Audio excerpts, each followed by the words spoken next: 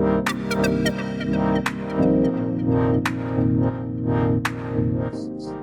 everyone, welcome back to the new video of SF with AK. This is Aman Kumar and I'm a 19-time certified sales developer. Today we are going to continue with the Salesforce Winter 26 updates. If you haven't seen the part 1 of the series, I would put the link in the description. Please do watch the video. You will find the updates very helpful. Today we are diving into the part 2 of the updates, highlighting mainly on the flow automations and productivity features. Let's get started with the updates. Okay. We can now get the related records across all levels with nested loops. That's even better than before. So before you only accessed only one level of related records with nested loops, but now with the update, you can now get all the records with multiple level of childs and access those using the loops.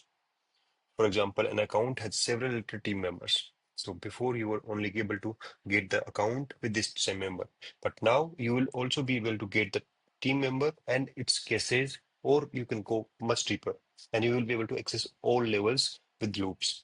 Let's see this in dive in action and let's move go to the org. So yeah, let's create a new flow. Okay. And let's click auto launch and take a auto launch flow. Now let's use a get record element. Let's say get account with cases. Select account. So before, if you only selected only the first record, then you will be able to use this feature. But now, even if I select all records, it will allow me to use the all get related record feature. Let's change this to none and select this option and open the select record window. Now I can add child objects here. Let's say cases. So I will be using cases of all the accounts and select. Now let's say we want to dive deep and check the task of those cases. So I will be able to query that. And if I want to query something in parallel like contacts, I can just click on this button and add contacts here. And let's select the fields. Let's just take all fields for now.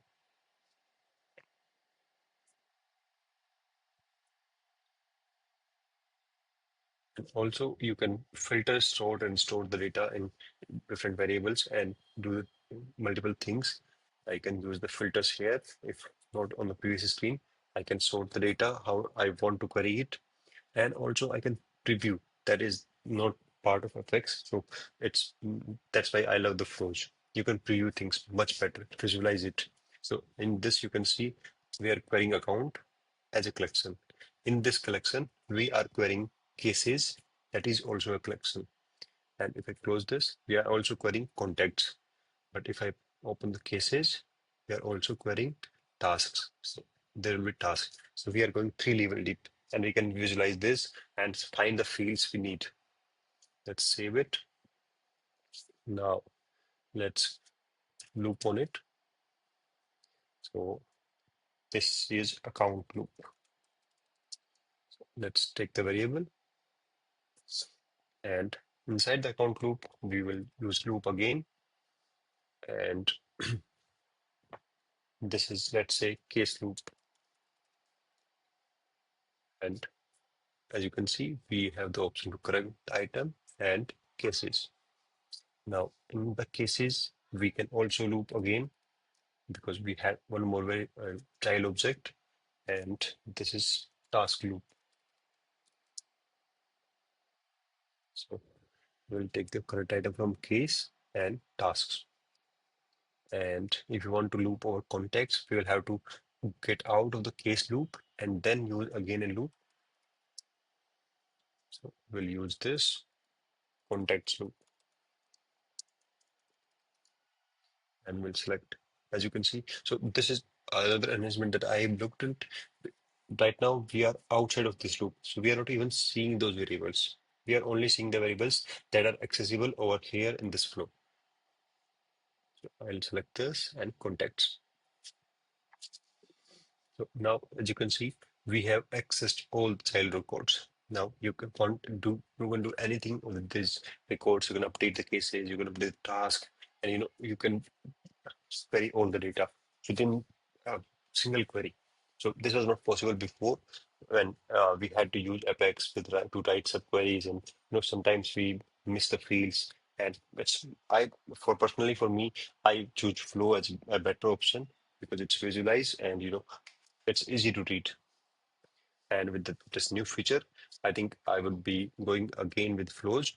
And even if I want to have complex logic, I will query over here in single query, and then I'll pass that object record to Apex and then use there. I think that should also be possible. I have not tried that, but I think that would be a great idea to use complex logics in Apex as well.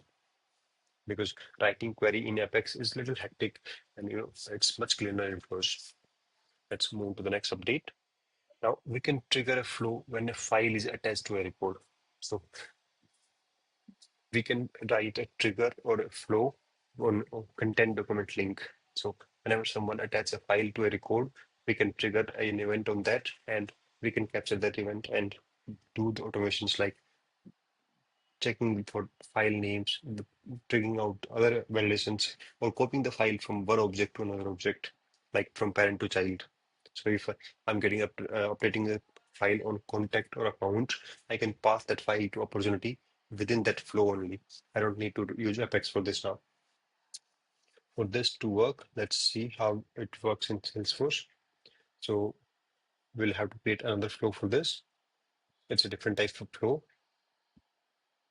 So let's click on new, and we'll choose record trigger and automation event triggered. So this is an event triggered flow. We will select the event, and in this we can select the event file attached. We can see all the objects are here.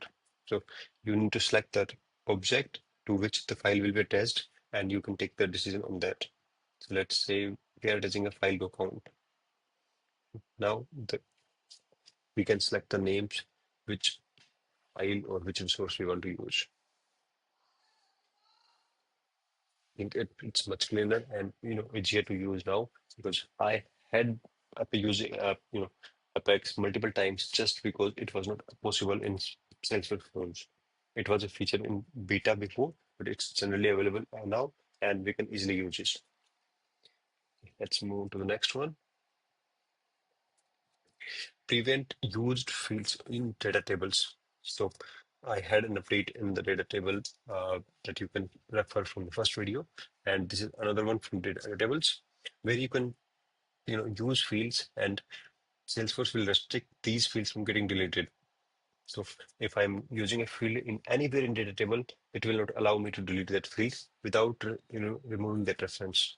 So let's see it in action. So let's create a flow, or I may already have one flow. Let's see.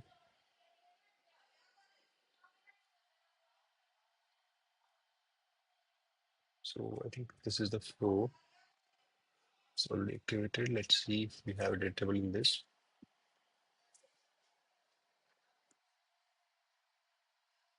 Okay, we have a data table in this, and we have a checkbox field here from account, and we are putting all the accounts.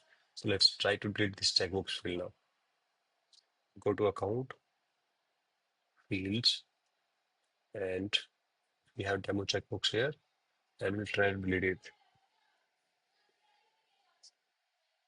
And as you can see, it's being referenced by the same flow in multiple versions. That is why I can't delete. So this is another validation from Salesforce side, which was much needed, and I think it's pretty useful, because if it allows to delete the fields, then the flow might break. That some user is running the flow and you might get an error without even knowing. Then you will have to go and check why he's getting the error. So I think it's easier to debug now, and throw the validation errors. Let's move to the next one. Okay, now we can use LWC local actions within the screen flows. So before it was not possible to use actions in flows from LWC, but now you can use local actions like toast. We can directly use toast element inside a screen flow without, you know, putting the embedding the LWC in the screen, any screen, or calling the flow from the LWC. Let's see it in action. So let's say I have a flow. So I think I'm already using this action here. So I created this action. So I'm passing just a toast and a message, and let's debug it. And we'll just see the toast. Yep. So you can see you have the toast here. Now you can modify the toast or modify other things, or you can use other actions that you want to perform from screen flow without ever, using the LWC inside any screen. And the user will not be able, aware about that. And if you want to see the backend code of this, so there's nothing in the HTML part, only JS, which will invoke the action. We are invoking from the flow it, and in the XML file, I'm using a target as flow action, which will allow it to invoke from the screen flow. So this is only possible in screen flow because LWC is a UI feature, and there should be an UI to show the message. That is why it's only visible in screen flow. Okay, let's move to the next one.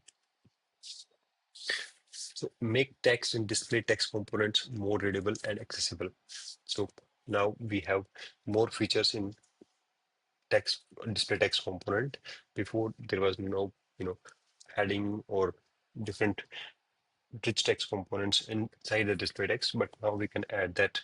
So let's go to the screen flow again, and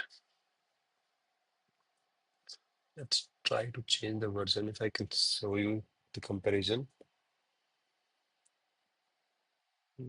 let's just copy it in a duplicate tab.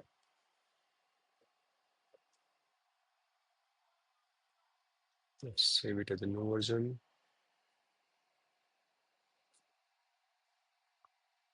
Change the API version of the flow, and let's see. And let's see display text. No, it's already there. So it's not allowing me to go back to the previous version, but this is a new feature where you can use the heading or subheading types and directly increase the size of the display text. So I just type text, and if I change this to heading, it will make it bold and presentable. I can use different headings here. And there's another update from the display text components. We can now attach a file and give an image alternate text. So when we upload an image to this component, you will not be able to see the alternate text before, but now we can upload an image here, and it will allow us to use the. Let's see. I just uploaded an image, and I will be able to use alternate text. Okay, I think it's true to a version. Let's go back to the previous version only. So let's close this and add display text here. Upload an image.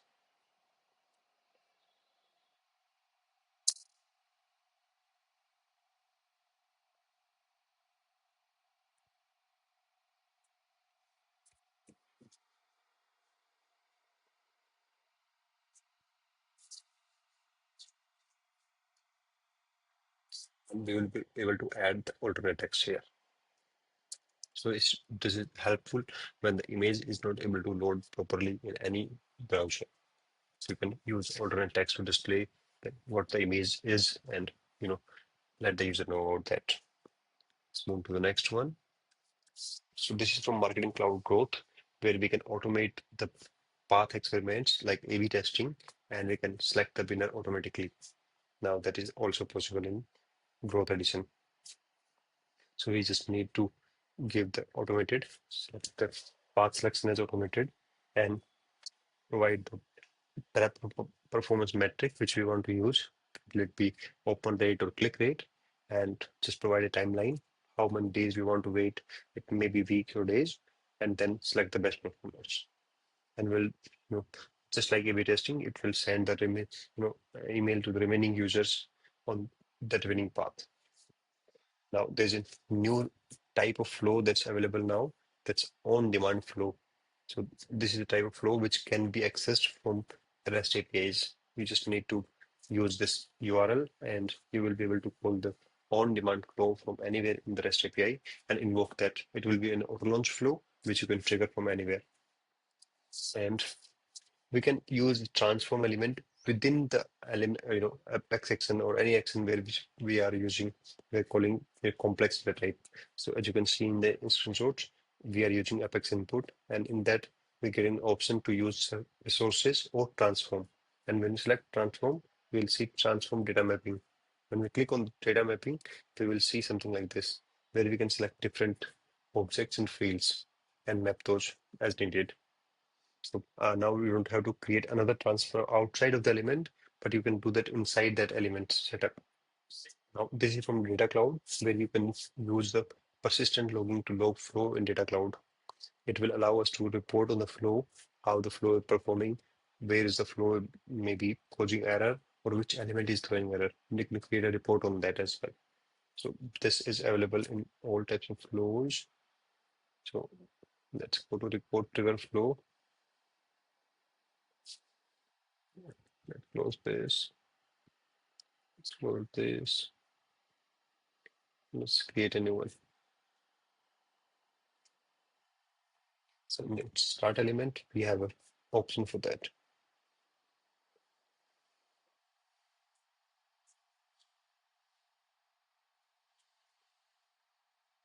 Let's select and save. So this is the option which you can select, and it will allow to log the content of the flow. As you can see, it will log the data to Data Cloud, and I don't have enabled that in the org, so I'm not able to check this checkbox. But it will, if I did have Data Cloud, I will be able to use this and debug the flow much better. Okay, and let's move to the next one. So now Salesforce has renamed the time-based workflows to time-based automations, and you will be able to see the scheduled paths inside the time-based automation itself. So you'll be able to control or check or see the paths, schedule flows, and workflow rules inside one place. And it's easier to control and have the all the schedule activities in one place. Now, this is one more important feature that I like very much, that you can find where the action is being used. So in automation tab or automation app, we have a new tab called Action Hub. In the Action Hub, you will see all the actions. You can filter out these actions, and when you select the action, you will be able to see where this action is being used. In a flow, if it's in a flow, then it will show the names of all the versions or all the flows where this particular action is used, and you can filter out the list. Let me just show you. So the automation, I go here and I can select all or different types of action I can select. It can be quick action, it can be a file attach event, or it can be apex action. So you can select the action from here. Well, thank you. And if that was it from the updates for the flow, if you like the updates, please do like and subscribe the channel. And if you've not watched the first part yet, I will put the link and to watch the updates. It's very helpful. I am already using these updates in the sandbox only. It's not live in production yet, but you can see the updates in sandbox and let me know which update you like most. And thank you. See you in the next one.